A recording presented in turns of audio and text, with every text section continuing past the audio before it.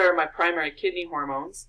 Then we're going to look at the structure that's sitting on top of each kidney, and these are your adrenal or suprarenal glands. Okay, so let's kind of take a look at those. Now, there are really 5 different groups of hormones that are going to be produced by your adrenal glands. I'm going to lump the first 2 together, your epi and norepi. So if you look over here, remember the medulla is in the middle and your cortex is on the outside. Remember your cerebral cortex was the outer layer of your brain. Your adrenal cortex is the outer layer of your adrenal glands. So let's look at the medulla first. In the middle, your medulla produces epi and norepi, or adrenaline and noradrenaline. And we know from back in the nervous system that epi and norepi do what? They produce a fight or flight response. So thinking back on some of the things that happen to your body when you're in fight or flight mode, why don't you think for a minute, try to come up with a list of some impacts on the body if you go into fight or flight mode, and then that will give you a list of epi and norepi impacts. So pause the video briefly and try to jot down some things that can cause a fight or flight response.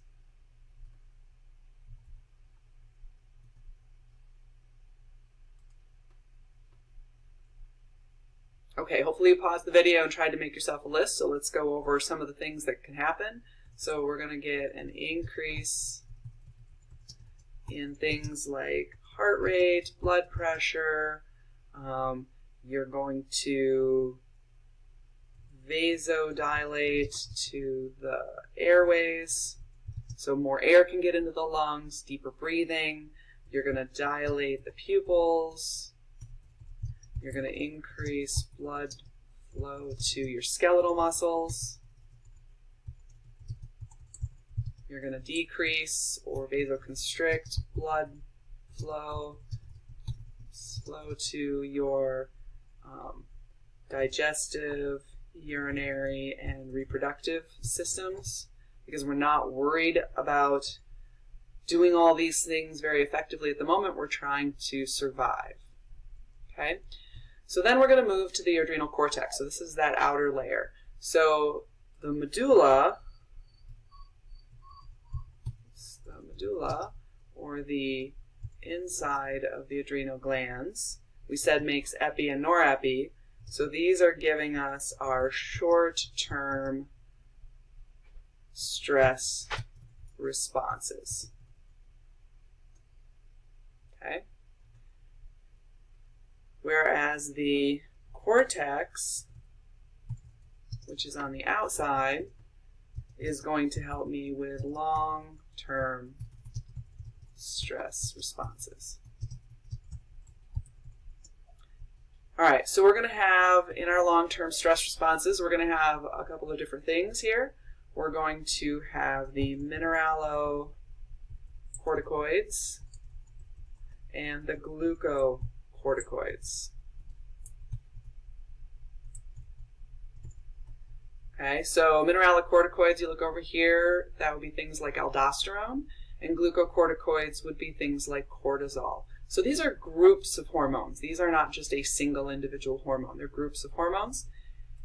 And they're going to help me make sure that my body can continue to function even when it's dealing with long-term stress, like healing from an injury or an illness, recovering from or dealing with lack of food, nutrition, shelter, things like that. Emotional stress, those can all give us long-term stress responses. Some of you are probably experiencing that right now as we move into an online environment. Hopefully the fact that you're still able to see me and hear my voice will hopefully calm you down just a little bit and help us get through the rest of the semester. So when you think about being in long-term stress, imagine that you're probably not bringing in all the nutrition that you need. So you're going to need to do some things to make sure that you're getting everything that you need to be able to survive. Two of the most important things that you need to make sure you take care of is that you need to make sure you have energy And you need to make sure that you keep your electrolytes in balance. Those are really important. We've talked about those since the beginning of the semester.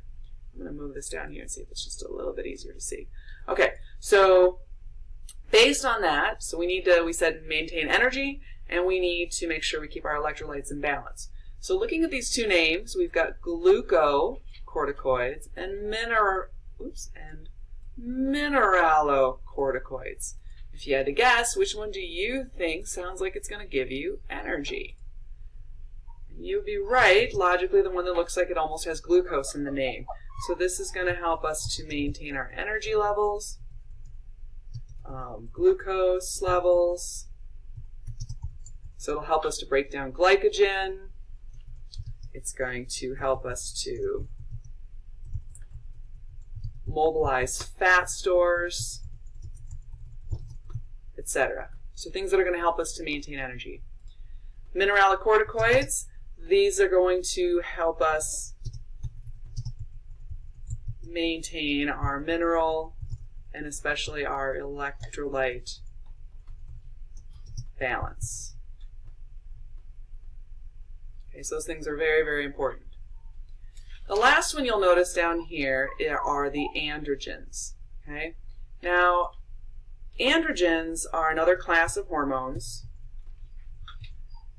And the one that we're going to ask you to know about in particular is testosterone. And you've heard about testosterone before. I'm sure you know what testosterone is.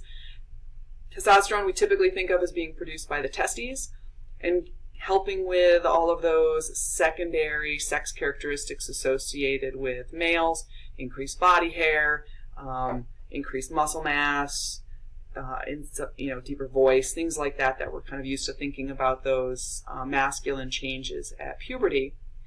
Now, prior to the testes being really fully functional during development, the only source of testosterone are the adrenal glands. So it's important during really early development. We talked about that way at the beginning of the semester, that if there is not enough testosterone present at the right point, even if an individual is genetically, biologically male, so they have an X and a Y chromosome, if there's not enough testosterone present, then the developmental pathway for that embryo is to actually produce female external genitalia, and they will not look male on the outside, even though they have testes within the kind of internal body cavities.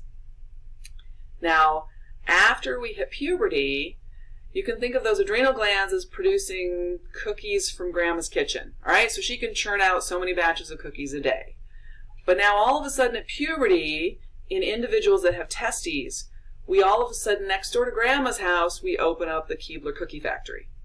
So you've got grandma's churning out, 4 dozen cookies a day, and the Keebler factory is churning out 40,000 cases of cookies a day. So all of a sudden, in individuals with testes, these adrenal androgens really become unimportant because they're just such small numbers of those hormones. However, individuals with ovaries don't have testes, so they do not produce testosterone from their testes. This is their only source of testosterone. So in individuals with ovaries, this is basically the source for sex drive in individuals with ovaries. All right, so this is what's actually going to stimulate sex drive in individuals with ovaries. Now, you can remember hyper and hypo secrete any hormone. So if you have an individual that hyper secretes testosterone, for example, who has ovaries, then you might see some, what we think of as masculinization of characteristics. So you might see some increased body hair. Sometimes you can see facial hair develop, and so on. Now, what's really interesting, I learned this from my father, that at menopause or after menopause, we start to see a lot of biological shifts in individuals with ovaries. So prior to menopause, you've got estrogen is like up here, okay? So we're producing lots and lots of estrogen. Testosterone is like way down here, producing a little bit of testosterone. So if you think of this a little bit like an election, All right, if you have a lot of people voting estrogen, estrogen's going to win and it's going to have the greatest effect on the body, right? Testosterone gets a few votes, but it's not going to have as big of an effect. But now at menopause, all of a sudden, estrogen levels drop significantly. So now we've got estrogen voting. Testosterone levels don't necessarily increase at menopause, but because there are fewer estrogen molecules voting, testosterone's getting a bigger say. So we sometimes see in menopausal and postmenopausal women, we see changes that appear to be affected by what look like increased levels of testosterone, but it's really because that testosterone is getting a bigger vote. Okay, so that is going to take care of our kidney and adrenal gland hormones, and we will stop for now.